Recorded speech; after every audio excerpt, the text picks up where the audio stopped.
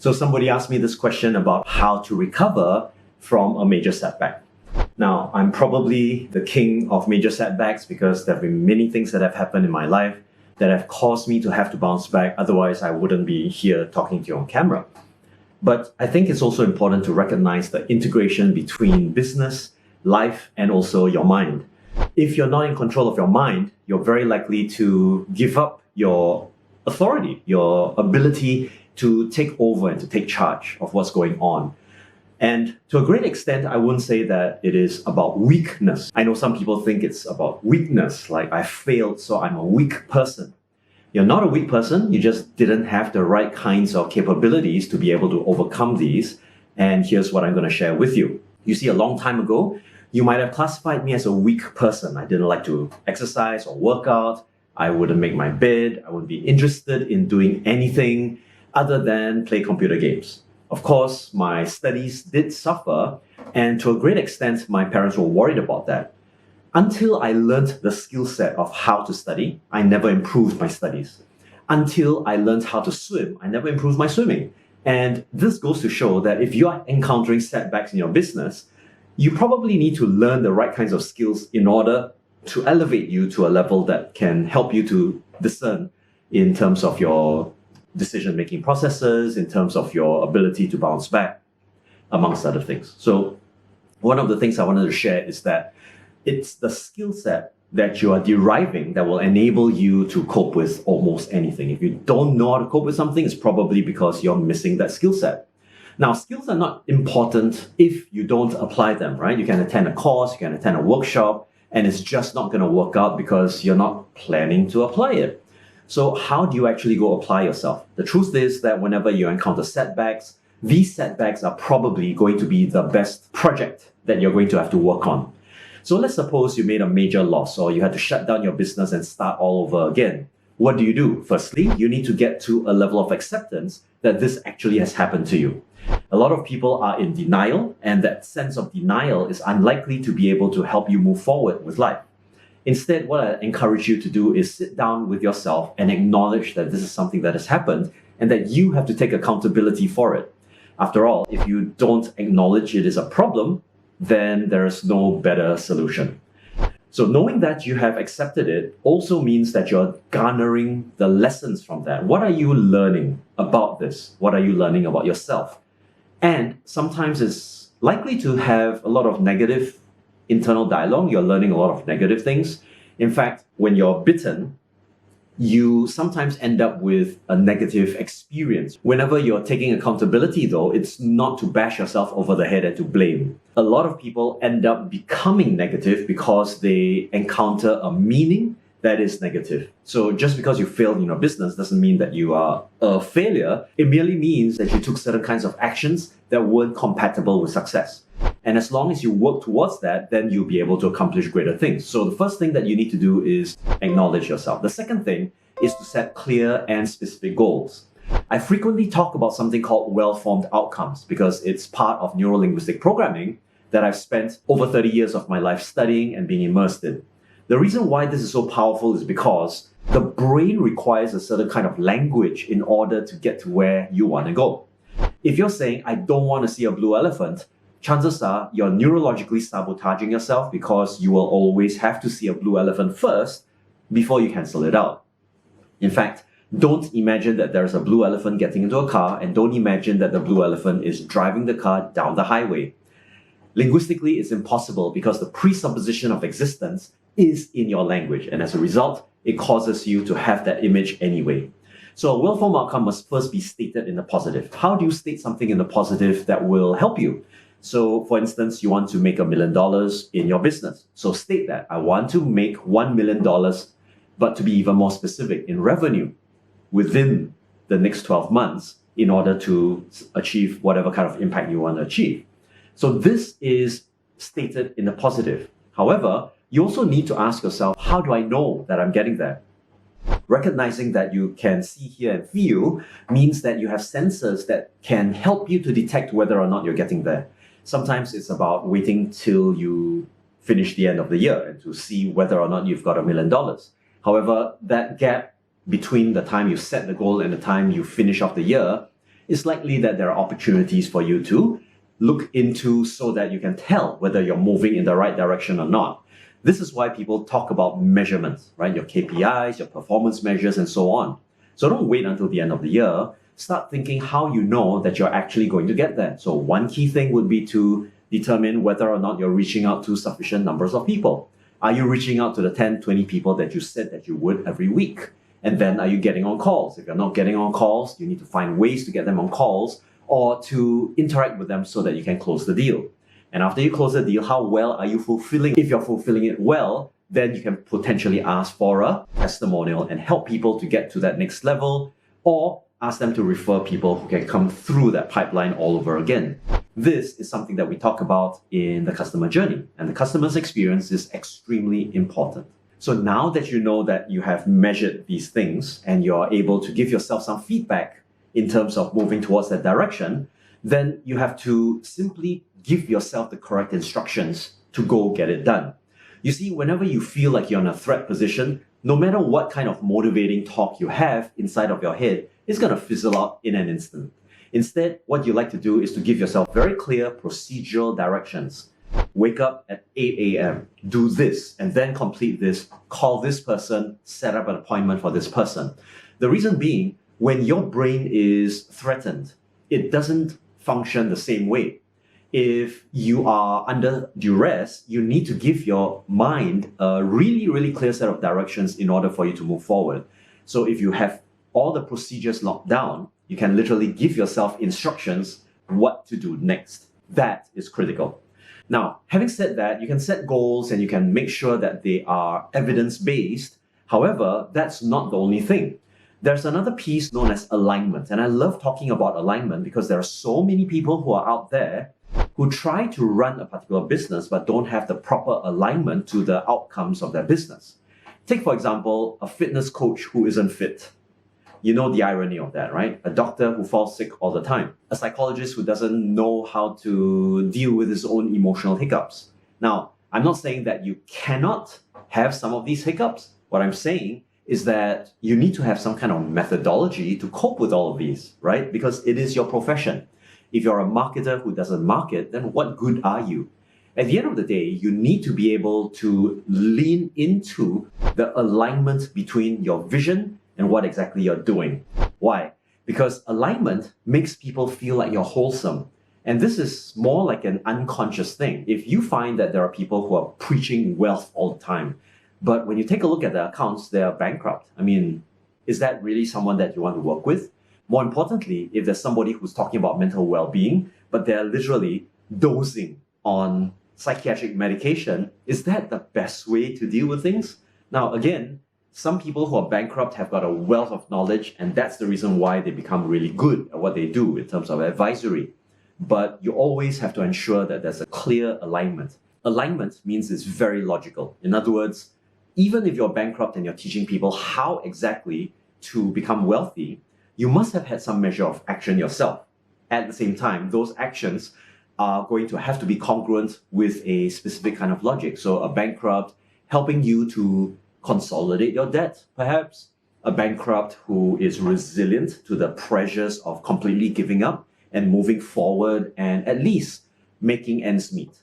All of those are useful hero's journeys. And I love a hero's journey when I see one that is congruent, not one that is incongruent.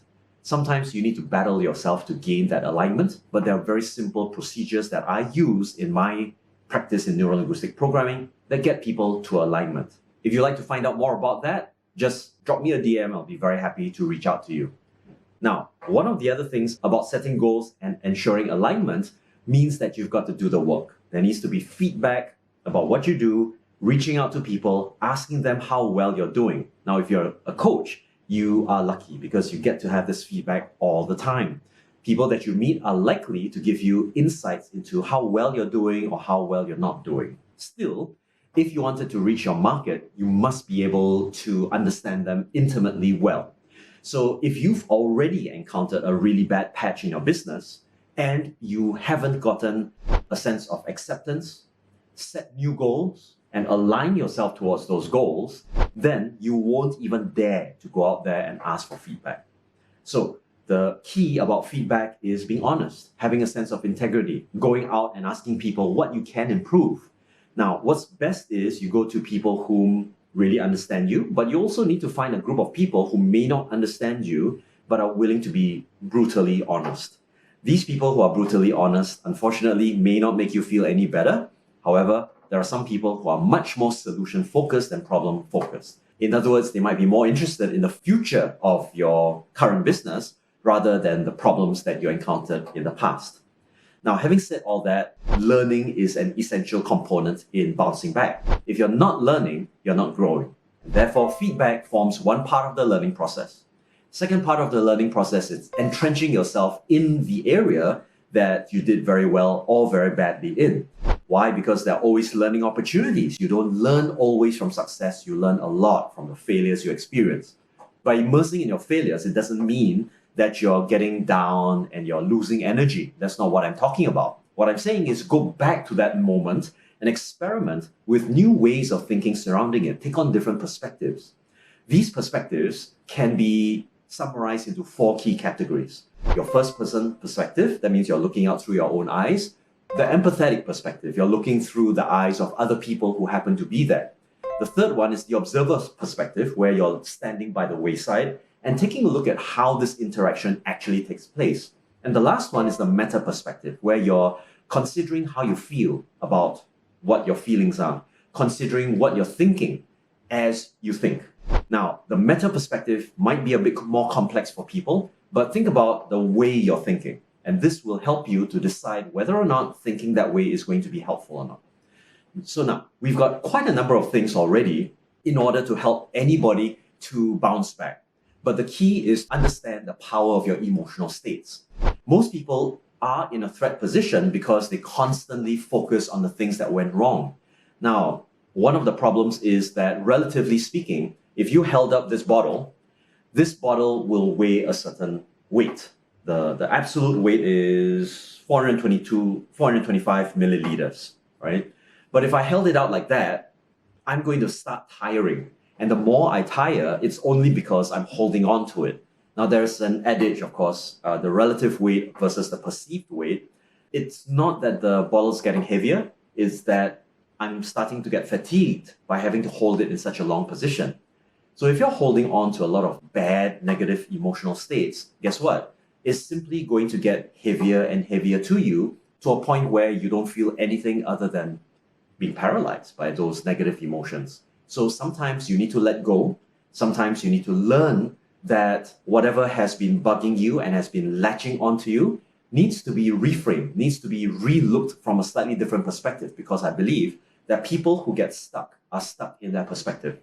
So once you are able to shift your perspective across these 4 different areas, you are likely to gain and glean some new insights. That's the reason why mentors, coaches are so important. That's why advisors are so necessary within businesses, because they present a slightly different viewpoint that enables you to kickstart that creative engine within you. Now, emotional state management is all about going inside of yourself and doing just simply one thing. I'd like you, first of all, to think about the top 3 people in your life who support you. Make a note if you need to, pause this video. Done? So if you've listed these 3 people in your mind, very, very quickly, it could be your parents, it could be a caregiver, it could be somebody who was mentoring or encouraging you within a commercial context.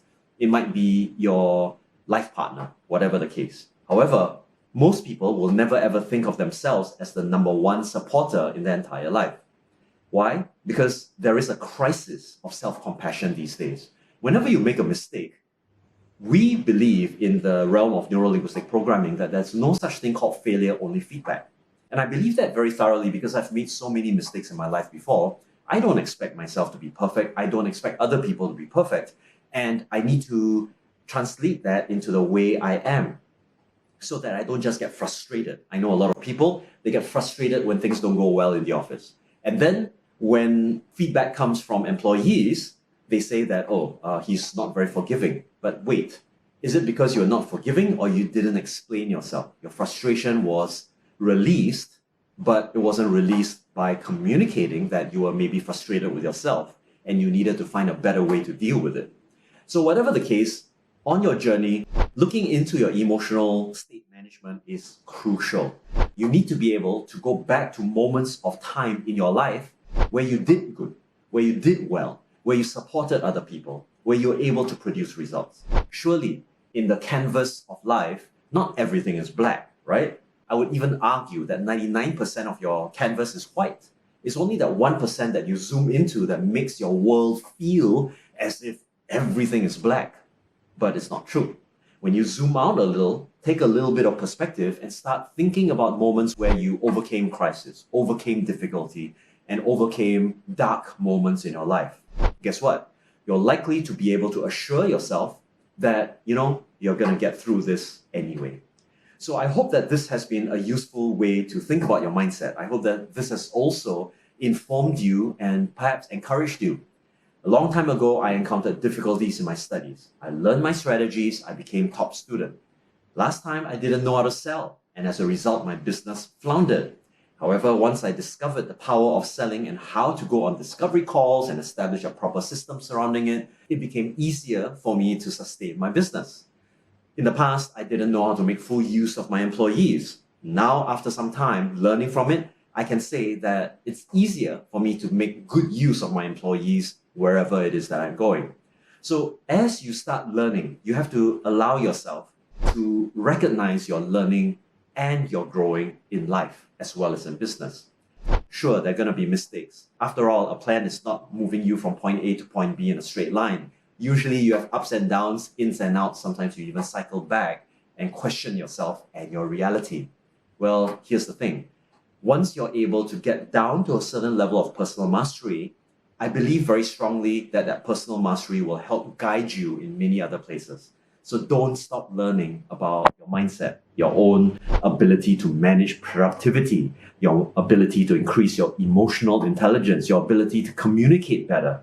All of those things will stack up in the end, and it will derive for you a huge amount of wisdom that you can then pass down as a legacy to your children, to your employees, and anyone else who bothers to listen.